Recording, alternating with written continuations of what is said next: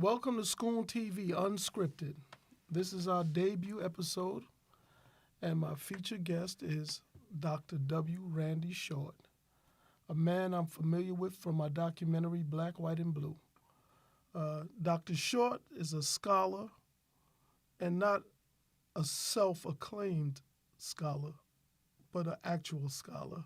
Where did you go to school, Dr. Short? Oh my, that's where I didn't go to school.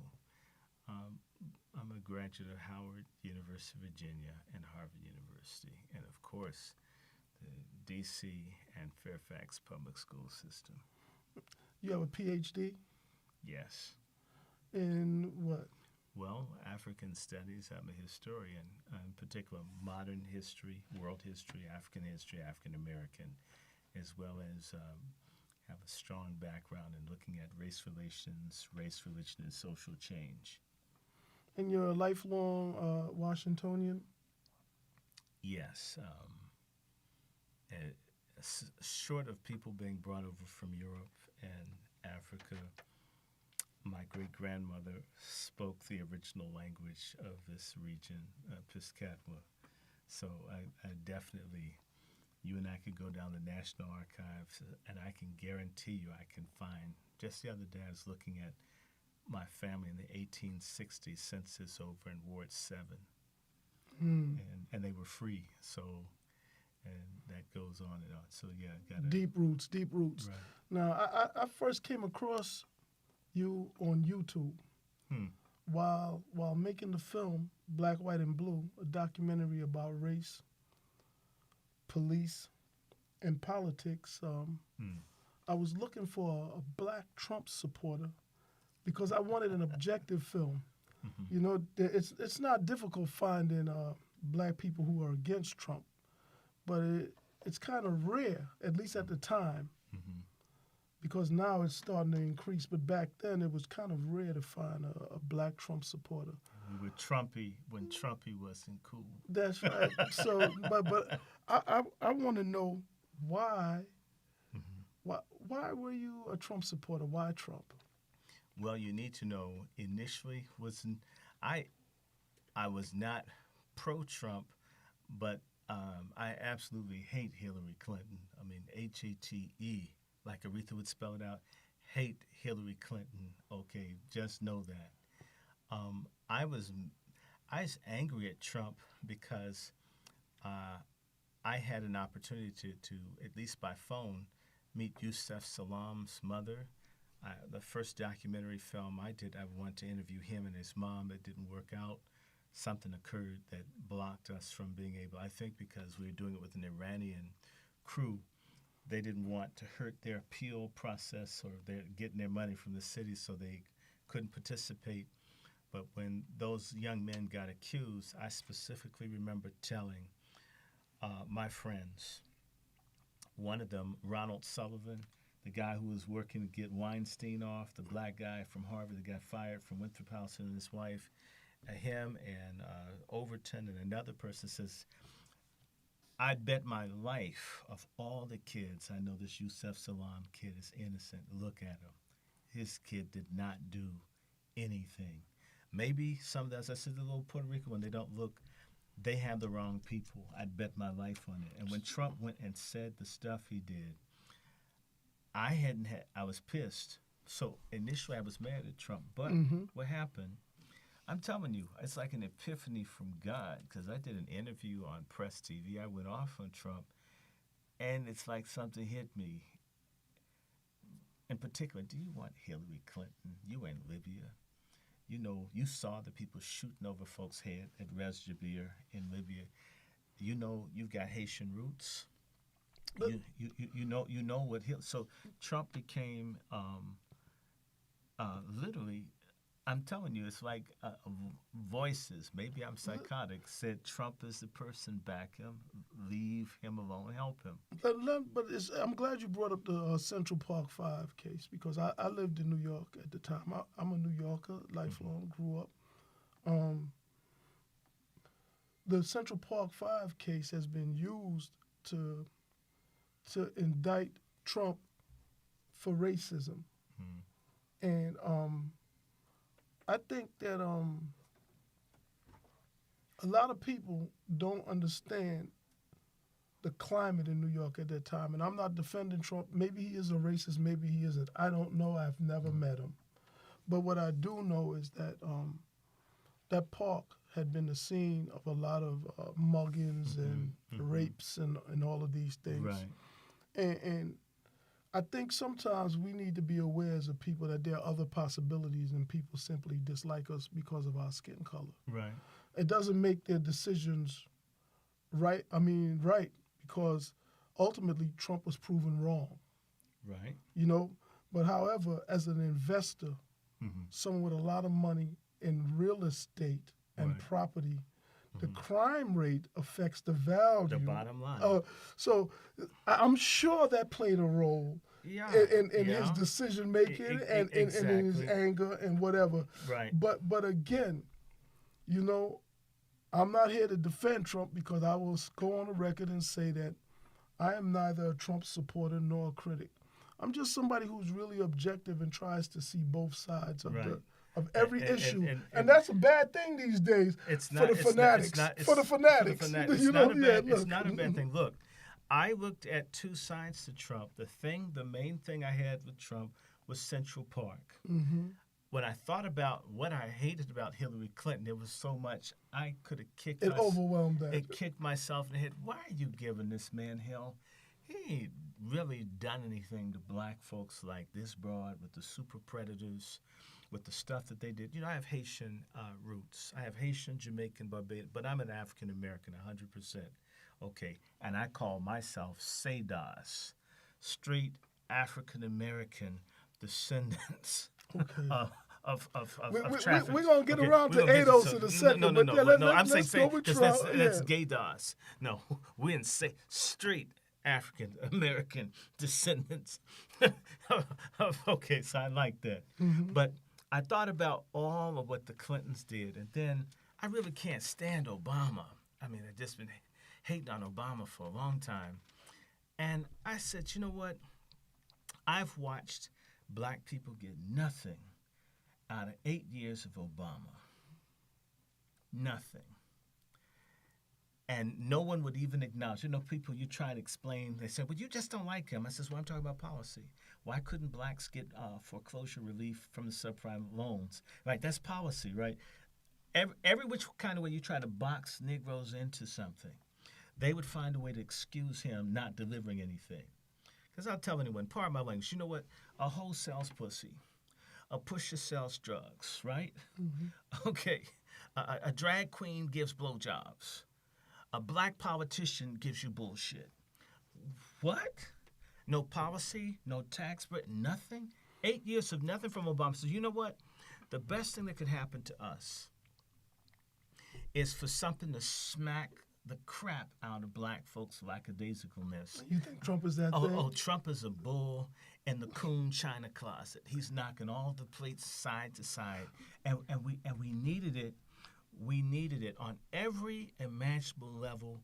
What Obama did, and what Hillary did, and what Biden did, and what the congressional black circus did, was put illegal invaders, sodomites, everybody ahead of black folks. They put us under the jail and then took a dump on us. And Trump, no disrespect, took America back to where it used to be, where everything was black and white. It was black people and white people. Trump operates as if the other people aren't even here. That's the America I grew up in. That's the America I prefer versus all this people of color BS. And, well, you know, I have semen in my stomach. I'm black, too. I mean, all this kind of craziness that goes on. There's 218 different sexes. All that insanity that these people brought in. Trump was like a reset button, like the Total Recall in the movie Arnold Schwarzenegger's in. I get it. Before we go too far down that road now, I remember while interviewing you for Black, White, and Blue, it didn't make the cut, but it stood out to me that when you were at Harvard, Obama was there, and you saw him speaking to the Federalist Society. That's correct. Who are the Federalist Society, And why was he speaking to them? And what did you glean from that? Okay, the Federalist Society was established by a sellout coon by the name of Ward Carnley, who is one of the architects of blacks being driven out of higher education in the state of California. They're against basically civil rights, affirmative action, educational access. They're basically against whatever black folks got marching behind Dr. King, singing and praying, getting their asses kicked. And someone comes along and says that that should be taken away, we don't need it. I'm putting that in short terms. The Federalist Society is no friend to the aspirations of black people in America. So I want to preface that. So Obama, the same people, all the folks who beefing about affirmative action getting destroyed, Obama, when he was a student at Harvard, was affiliated with BALSA, the Black Law School Student Association. And they had had, I think, within a year or so, they'd had a black female be the first editor for the Harvard Law Review.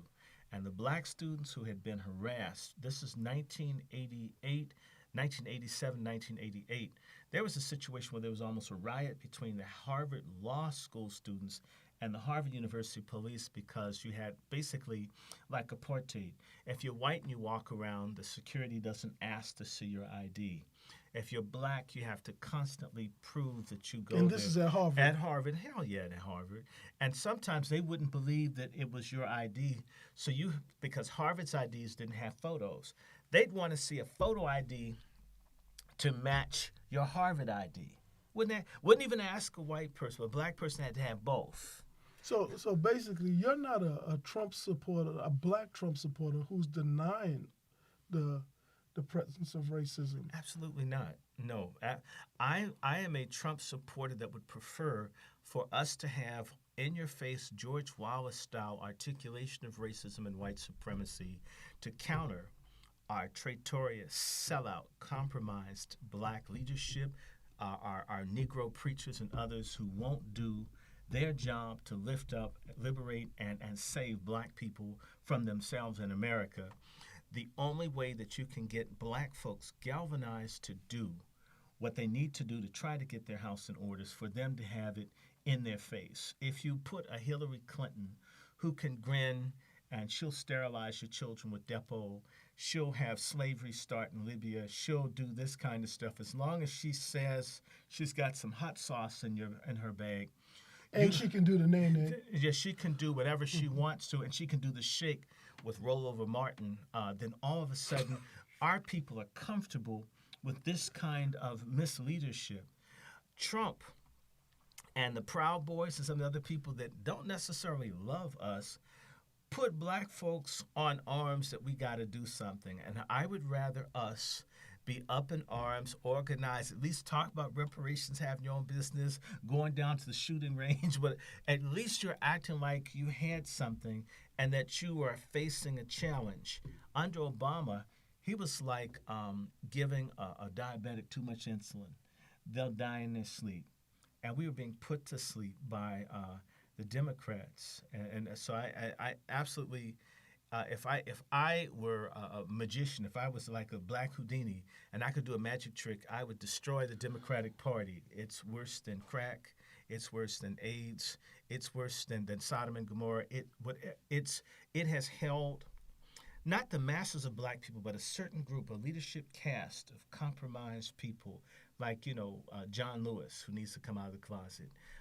All these people. No, we don't know that for a fact. I say no. Dr. Let me tell you. Let me tell you. Let's not get it unsubstantiated well, allegations. it's alleged all she right? needs to come out of this. But the person that a dying man told me this story. His name is Bruce Dixon from Black Agenda Reports. You've heard of that, right? Yes, I've heard. Bruce Dixon and I had a conversation 4 months ago, and Bruce Dixon said to me that John Lewis allegedly was going to come out of the closet 12 years ago. And a whole bunch of crooked, compromised black preachers and others begged him, don't come out of the closet or you'll blow the game for what we're doing to black people. You raised something in there. I don't know what John Lewis's sexuality is, nor do I care. But what I do want to question is, why is it that it seems like so many high-profile, prominent black people are, either openly gay or suspected of being Okay. gay? What's the correlation there? I Is have it by chance? Is it by no. design? What is I happening think here it's. I within think. our community? I think it's structured. I have a very dear friend, Cynthia Ann McKinney, my buddy, and Cynthia McKinney has told me more than one time that in order to get stuff, there's a club on Capitol Hill and other places, and you can't get in the club. I've heard the same thing for rap music and certain things. You just some places don't be straight. Don't. You can't come here and us not get something. Or Hollywood, the casting couch. You must do this. And so there are people who say, God, I don't really want to do that, but I do want to get over there. Dave Chappelle told you a story that they put $50 million and then they put a big King Kong penis on top of it. Of course you want the money under it, but they tell you have to go through the thing on top of it to get it. I never heard that. I heard about the dress, the King Kong penis. He didn't say King Kong. He said they put a big penis. I said King Kong penis, a big penis on top of $50 million. Okay. Now you can have it. Mm-hmm. Okay. There is a system that demands a seed of corruption be inside of people, or else they can't get certain places. Is that just a liberal phenomenon, or is that on the right and the left? I think is that just the structure of power in the Western world? I think that the Luciferian system, as a rule, wants people broke down and compromised because D.C. operates really through blackmail. It's not through policy. I mean, I had a situation where we were trying to get something for someone, a license, and they couldn't get it doing everything the right way in D.C. I told my friend, you're going to have to fight this person. And so once he got exhausted, I says, okay, let me do this. Because the first thing I was going to do is file a sexual harassment complaint against the person. And I once this person, I think they begin to understand, I understand D.C. real good. Okay. You're going to get hurt the way that they hurt people here. All of a sudden, he got the license after. It should have had it a month or so before. That's how if you look at people, they have dirt on folks. Adam Clayton Powell, a New Yorker. What did Adam Clayton Powell do? You wonder how he got all that legislation passed? Adam Clayton Powell had an army of black janitors and black cleaning women bringing him people's stuff out of folks' trash, taking their trash thing up and them go over the trash and find out about the different people. So Adam Clayton Powell could come up to Senator Eastman or to Strom Thurmond and say, how's your black daughter doing? And Strom Thurmond doesn't want anyone to know he has a black daughter. My bill needs your vote. If I don't get your vote, I'm going to tell everybody that 14-year-old girl you got pregnant down in South Carolina. And so his legislation keeps passing. Is that the American way, though? Yes, it's the American way. Well, it's better than the gun. It's better than lynching. Other stuff. So we can't just pin this on the Democrats. No, this is the American way. This is the American way. I mean, so think about it. It's the American way. Look at what they're trying to do with Trump, where they're trying to say that he needs people peeing on him or something like this. They have the little the steal PP dossier where they're claiming that Trump the thing in Russia and all this he's getting Moscow, peed on the Russian. I mean, as cold as Russia is, that's the last place I'd want to get peed on. Okay, I mean, at least it'd be a hot place. I mean, when you're trying to cool off and you pee on someone, it freezes before you get to you. But speaking again with Trump, right? Mm-hmm. What I've noticed is, right, I was at the Salute America 4th of July, surrounded by throngs of MAGA people, upwards of 90% white. Mm-hmm. I didn't feel any hate. I just got to be honest. I don't care who doesn't like that I said that, but it's the truth. I didn't feel any hate. I felt a lot of people who just simply wanted to be proud to be Americans. Now, what I'm asking you is, why is it every white patriot is deemed a racist and every black patriot is deemed a coon? What is it? Why is there this thing that it's not okay to like America? Now, I know America has a bad history. There's people that's going to hear this and be like, what do you mean? What about slavery? What about this? What about this? But every country Has problems. has problems. Look, Haitians are still proud to be Haitian, even though there's Papa doodle, Doc did what he and did. doodles floating down the street. You, And you folk know what I getting mean? shot in the head and everything. Yeah, I'm sure Libyans are still proud to be Libyans. Sure. Libyans, no matter what's going Sure. on in Libya right Sure. now, and the same for South Africans. Even Sure. though of apartheid and all of these things, sure.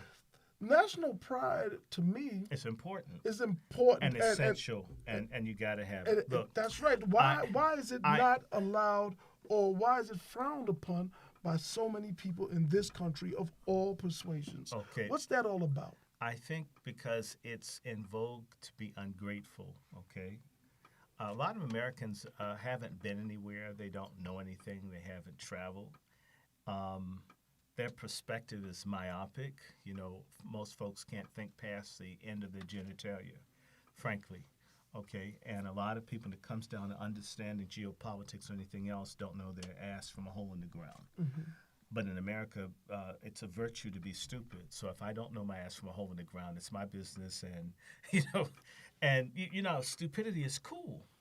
Yeah. And so being ignorant and is cool. so Being stupid is hating cool. your all that. country is cool.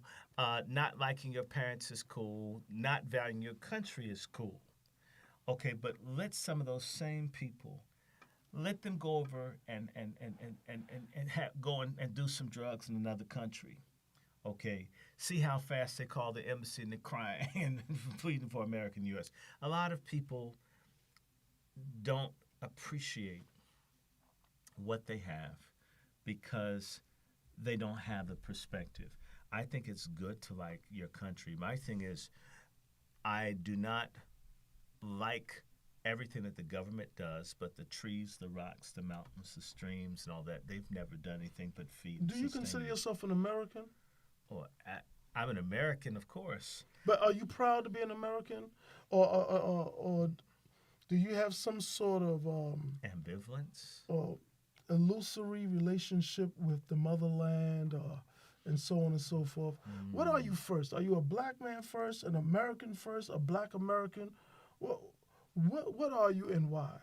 Well, first and foremost, I am a human being. Number two, I'm a Christian. Third, of course, those persons that make your history and your legacy so important, they're the ones that do the emphasis on how one looks or where one comes from. I would put it to you like this. When I travel outside this country, I'm definitely an American first. My color is secondary. Depending on who I'm dealing with in America, like if I'm dealing with immigrants or illegal folks here, me being an American is the first thing. In fact, it's either something hated or someone that's jealous of you for, but you're definitely an American. So I don't have an ambivalence towards the great aspects of America, because who made America great? The people who gave up the land and the labor. And as much as I'll tell you, I'm indigenous African American. I'm a composite of people. So I don't have a problem with what's great about America. Where I have an issue is not improving areas where there's room for improvement and the capacity to improve. But that's every country, everywhere. So I love my country. I don't hate my country. I don't like it. You know, I've heard Jim Brown say that America's not perfect, but he's an American. Yeah, and it's home. And This he's is my home. right? And the thing is, right, like, all my life, every time I go to black barbershops, you know, the black barbershop, like they got LeBron with his fake barbershop show or whatever. Real conversations go on in the black barbershop. I have seldom, if ever, heard anything remotely close to black patriotism in a black barbershop. And I often wonder why. I'm sure there are people who feel that way, but it is an unpopular opinion to express in that setting. And it's unpopular because I think almost, and you can elaborate, feel free.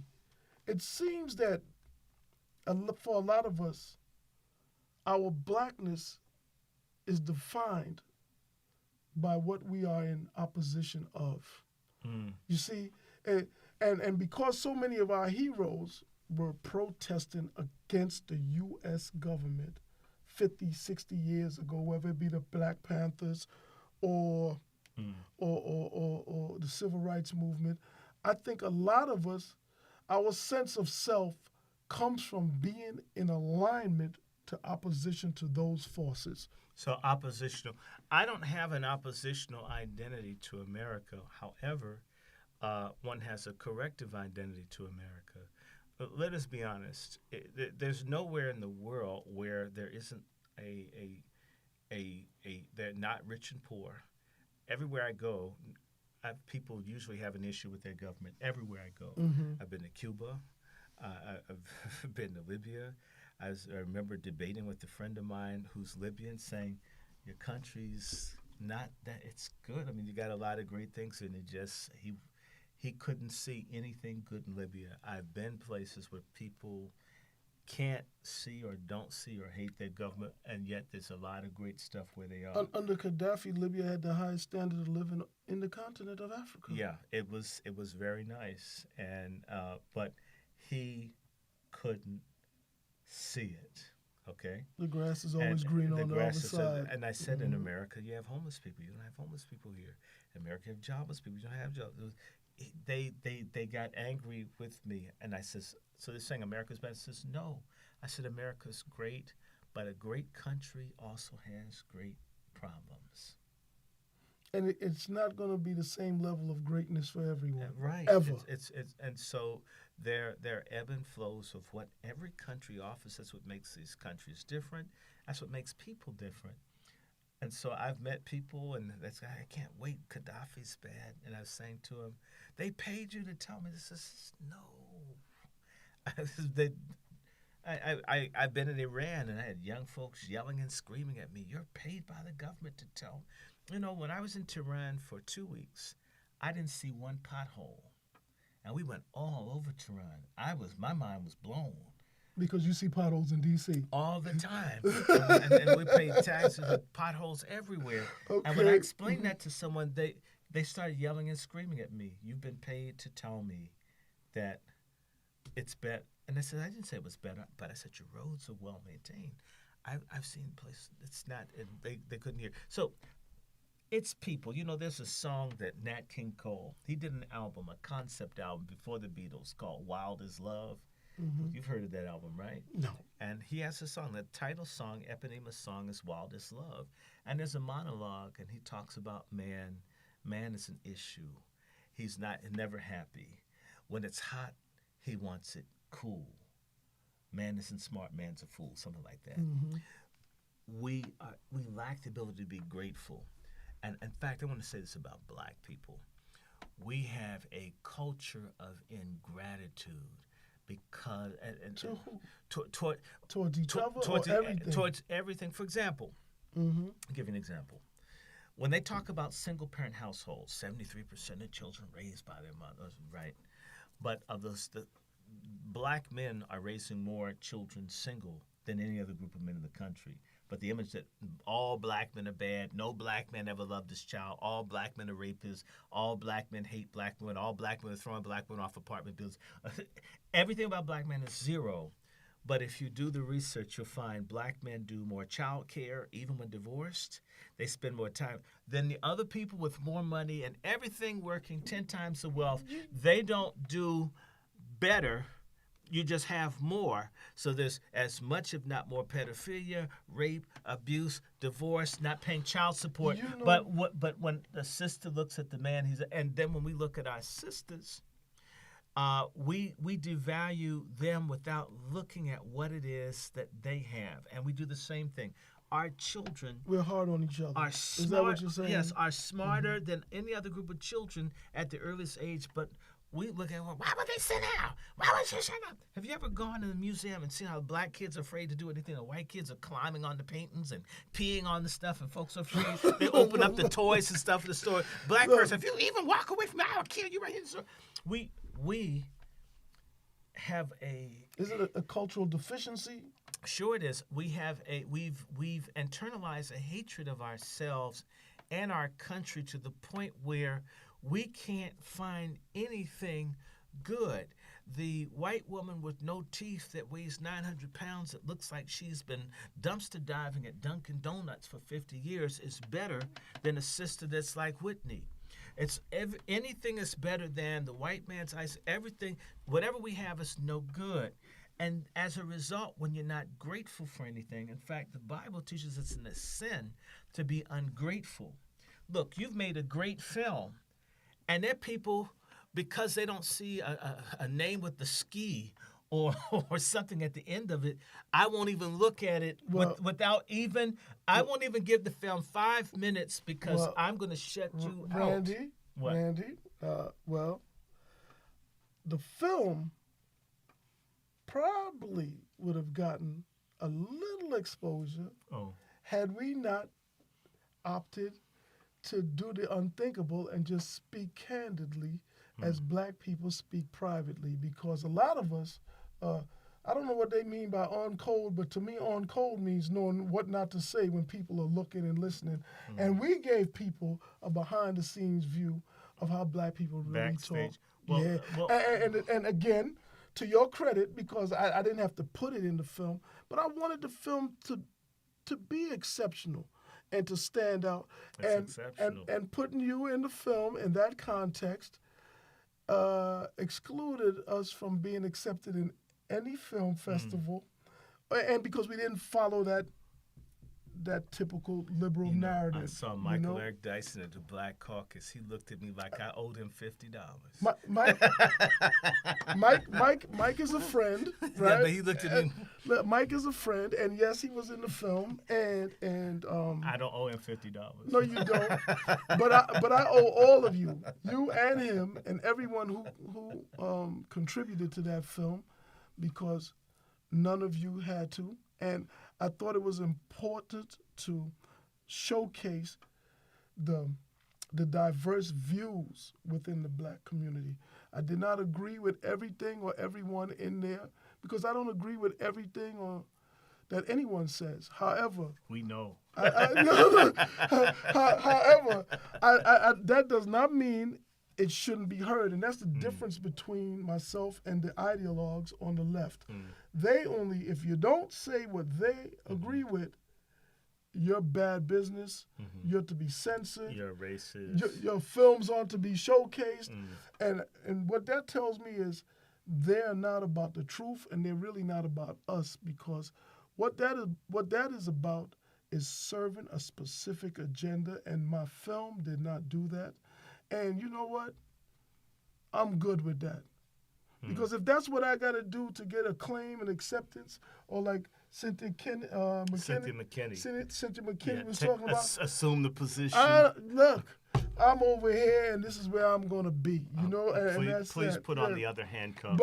Both handcuffs. But moving back to the black community and the Democratic Party. What is our history with the Democratic Party, and why do we vote upwards of 94%? It's too much. If it's why are we so committed to the Democrats when? Why was Tina with Ike? She thought he was taking her somewhere. Oh, geez. I mean, so really, it's like Ike and Tina. The hits have long ended when they stopped getting welfare in Section 8 and gave it to everybody but us. We should have been like Tina. Punch back, get your gas card, run out the side door. Start your own thing. Why did the Civil Rights Act benefit white women more than anyone else? Because it got hijacked. We had a little black lesbian who I knew. I thought was a man. Her name is Pauli Murray. Pauli Murray is from Baltimore. Now, I don't know Pauli Murray. Never heard of her, but go ahead. Pauli Murray is one of the first black women to get ordained as a Episcopalian priest. She went to one of the early people she was at Howard Law School.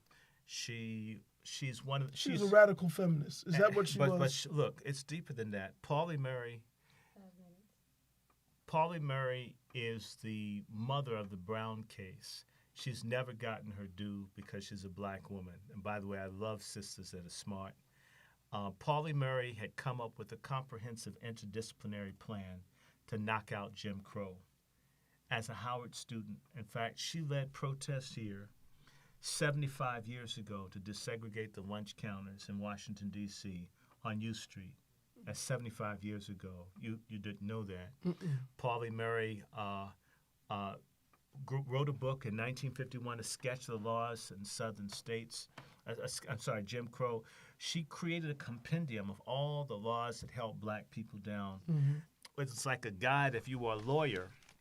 If you were in Kansas, Pauli laid out every single solitary law detoured by statute where blacks were discriminated against, which meant anyone that was fighting for civil rights could pick up Pauli's book, literally walk in and file cases against the courts.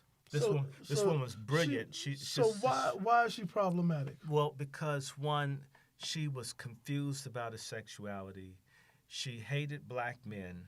Okay. And this is a black woman. Yes, I'm going to just tell you. I remember meeting Pauli Murray in 1971. And Pauli Murray was telling everybody there the problem in the world is that men exist, in particular black men. And if we got rid of all the men, we'd have peace in the world. In fact, I remember being introduced to Pauli Murray. I thought it was a little small man. She wouldn't shake my hand. And I realized it's because she's a lesbian later. I'm a boy. So you had that much hatred for black men. You wouldn't even greet me. So you was a young boy at the time. I was 5 or 6. Who introduced you to her? Oh, my parents took us to a meeting. My parents knew everybody back then. And what happened? She wouldn't shake your hand at 5 or 6 years old? Because I'm a male. I'm a black male, and I embodied what she hated. And she made a nasty comment about me being no good. Do you think feminists hate men? Oh, yes, they do. Of course. And I'll tell anyone, feminism's a gutter religion, and it needs to be purged from the lives of black people. It's white women's toxicity that black women keep eating like it's oodles of noodles and they're college students. Look, Pauli Murray was chasing and cussing and screaming at my father at these people's house about how bad black men were. That's the first time I'd ever seen feminism to kind of have an idea. And I remember as my parents left early, asking my parents, who's the funny man? Who's the funny little man? You was a little kid. Who's the funny? Because I knew something was wrong. I knew something was wrong. You know she was different. I knew something was wrong with this person, and that's Pauli Murray. Pauli Murray was the person who came up with the concept of Jane Crow, where she put sex with race because, see, she had been a female drag queen. She had been a hobo dressed up like a dude. But how did she get to assist with white women co-opting the Civil Rights Act? She hooked up with the biggest butch of the 20th century, Eleanor Roosevelt. She got hooked up with a group of white lesbian Democratic Party activists. And Eleanor Roosevelt, that was Franklin's wife, wasn't it? Yeah, I mean, and she also she was a butch, though. She was a butch. You didn't know that? And she had a woman she was living with. I mean, Eleanor Roosevelt, she's so pretty. She looked like she used to, do skydiving with no parachute. I mean, she's just hard. I mean, I'd have polio, too. I had an excuse to go down going to bed with her. I mean, it's just really bad. I mean, you haven't seen Eleanor Roosevelt? Oh, okay. I'm sure she could be a boxing partner for Muhammad Ali. I mean, it's just, Lord, she looked like she'd been punched out by everybody. Randy, listen. The thing that I'm noticing now is that the same way white women were the primary beneficiaries of the Civil Rights Act. Mm-hmm. It's looking like we're being set up again with H.R. 5. H.R. 5. Mm-hmm. And I call it the Pedophile Amnesty Bill, but it's really called the Gay Equality Act, and it's now passed the House of Representatives. It did in May, early May. It passed. It was introduced March 13th. It passed in May, and they're waiting to see if it will get on the floor from Mitch McConnell. He's the senator from Kentucky that looks like Granny from the Beverly Hillbillies with an acute case of turkey neck. And what happens, the Equality Act, it's described as a bill that is aimed to stop or prohibit discrimination based on sex, gender orientation, and sexual identity. And then there's this, and for other purposes. Mm-hmm. And if you read the preamble to the bill, essentially, the homosexual community has taken literally the wording of the Civil Rights Act of 1964 and inserted gays and lesbians where it talked about how blacks were completely excluded from everything. And so what they're contending, the philosophical basis is that gay people can't get jobs, can't get housing, can't get, and they're not getting any employment, that gay people aren't safe, they're the victims of mass violence. Gays... They're the new black. No, they're completely on the outside of benefiting from anything in American life. Is that why they're pushing for gay reparations? It is a form of reparations, because if you read the Equality Act, you're going to be guaranteed credit, loan, housing, and education if you are a pedophile, if you're into necrophilia, if you're into bestiality, any kind of sexual expression other than heterosexual. No, I haven't read it, so I don't know how it interprets. It doesn't say that. I'll take your word for it. But if you read the preamble, they talk about needing gender rights in a funeral parlor. Well, who needs sexual rights in a funeral parlor? What does that mean? Have you ever what kind of sexual needs do people have in a funeral parlor? But specifically for me, right? Because I'm not a Democrat, nor am I a Republican. I consider myself an independent. Me too. I'm neither. You know what turned me against the Democratic Party? I felt like they were trying to redefine blackness. They have. And impose the values of people outside the black community on the black community. They have. And to me, that is a personal affront. And I'm not really worried about Trump or the GOP or Mike Pence or any of that, because they don't seem to be paying us much mind at all.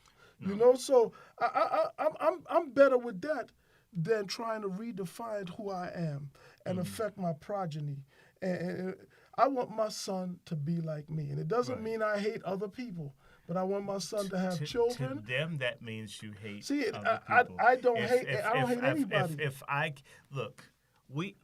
The Equality Act, if you read it, it would nullify Title IX protections for women.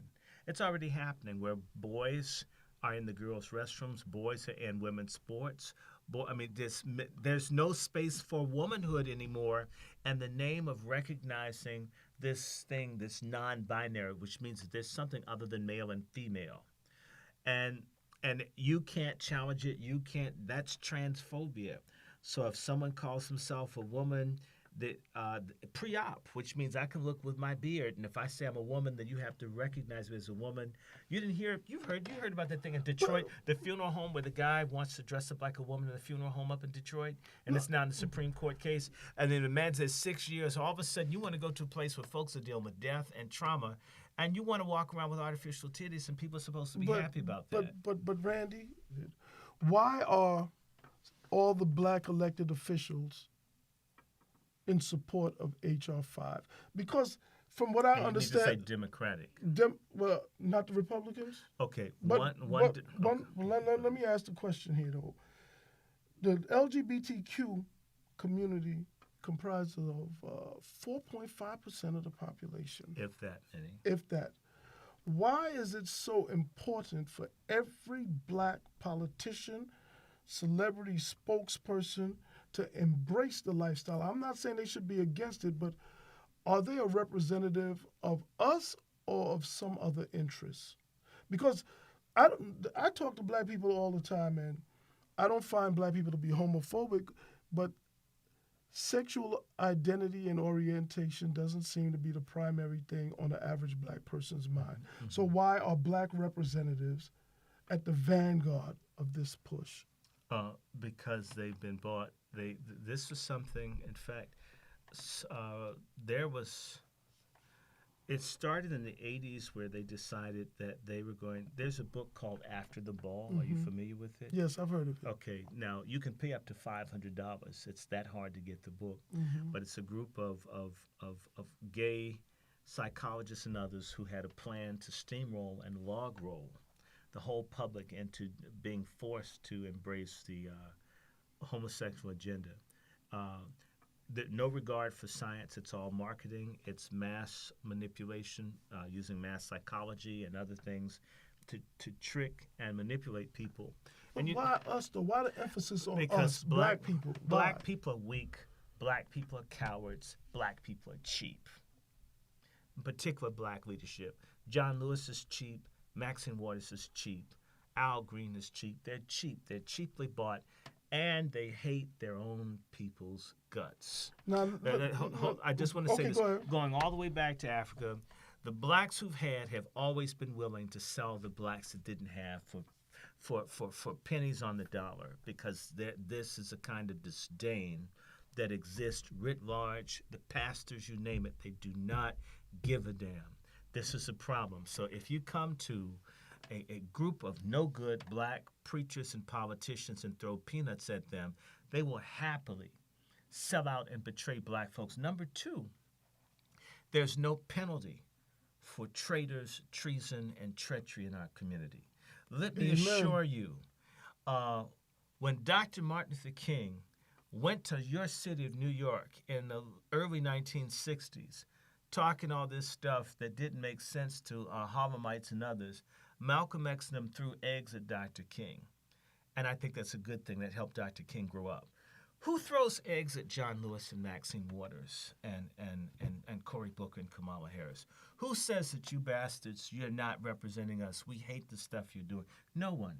They've been given a pass. The black, we've been told, deceitfully so, just be quiet, go along, get behind the people, your black elected officials and your preachers, and they'll take care of it. No, it's a lie. They have always sold us out. So the whites, the gays, you name it, know that the blacks in leadership or people who are gatekeepers that they pick up are against us for a fee.